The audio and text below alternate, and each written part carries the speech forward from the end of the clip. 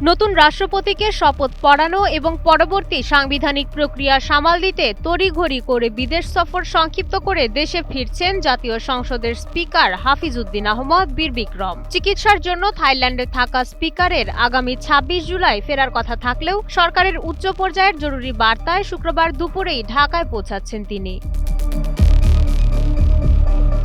রাষ্ট্রপতি মোহাম্মদ শাহাবুদ্দিন শুক্রবারই করতে পারেন পদত্যাগ। সংবিধানের ৫০-৩ অনুচ্ছেদ অনুযায়ী রাষ্ট্রপতিকে পদত্যাগপত্র জমা দিতে হয় স্পিকারের কাছেই। নতুন রাষ্ট্রপতি নির্বাচিত না হওয়া পর্যন্ত কিংবা নতুন রাষ্ট্রপ্রধানের শপথ নিশ্চিত করতে সংবিধানের ৫৪ অনুচ্ছেদ অনুযায়ী দায়িত্ব নিতে প্রস্তুত করা হচ্ছে স্পিকারকে। সব মিলিয়ে দেশের পরবর্তী রাষ্ট্রপ্রধান নিয়োগের ঐতিহাসিক মুহূর্ত নিশ্চিত করতেই আগাম দেশে ফেরা স্পিকারের। মাইশা মালিহা, সময়ের আলো।